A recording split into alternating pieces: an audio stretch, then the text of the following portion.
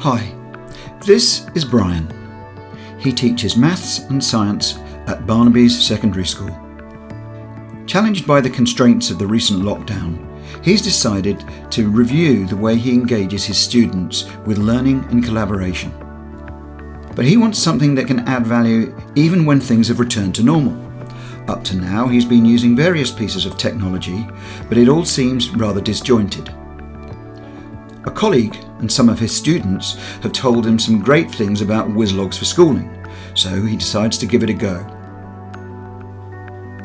He's really not sure what to expect, so he visits the Wizlogs for Schooling website.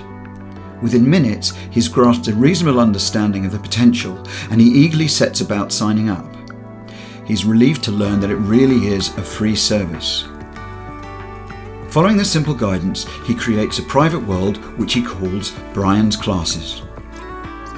Next, he creates a few topics, 2 top-level topics, mathematics and science, and some subtopics from these such as algebra, trigonometry, physics and chemistry. He realises he can add as many topics in as many layers as he wants later on. The final piece of the setup is for Brian to invite his students to sign up and join his world, Brian's Classes. All he has to do is enter their names and email addresses, and as a security measure, provide them with his security passphrase. He's chosen "Let's work together."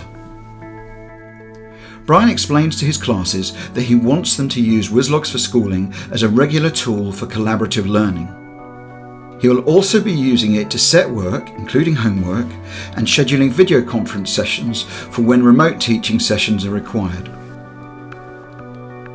Having recently introduced his Year 8 students to trigonometry, he decides to get the ball rolling by creating a short article in the trigonometry topic to set out some of the fundamentals of triangles.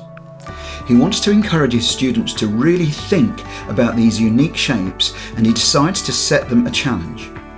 He uses the Set Some Work feature to pose the question, why are triangles so special in relation to other straight-edged shapes? Within a few hours, Brian is delighted to see his first interaction.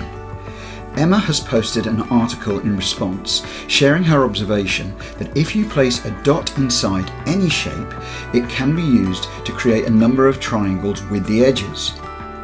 She includes some pictures in the article, but she's not really sure of the relevance. James is quick to pick up on this. He raises a question. If all triangles have 180 degrees, can we somehow use this to calculate the sum of the angles of the shape? Prompted by Brian, one of his star Year 10 students, Sapna, has marked herself as happy to help in this topic. Because of this, she's notified of all questions posted on this topic. She decides to help, but doesn't want to give too much away. She posts a response to the question. I think you're nearly there. You can draw a circle around the point in the shape. So this must mean that all those angles add up to 360 degrees. She includes a simple picture to help. After further interactions between several students, Nathan proudly posts a pearl of wisdom. The total of interior angles equals 180 minus 360 divided by the number of sides multiplied by the number of sides.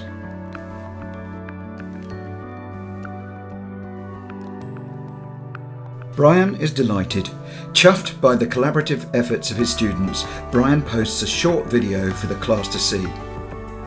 I'm really pleased by the way you worked together on this. We will explore further in our next class. He then schedules a video conference which is duly shared with his students via the class scheduling feature.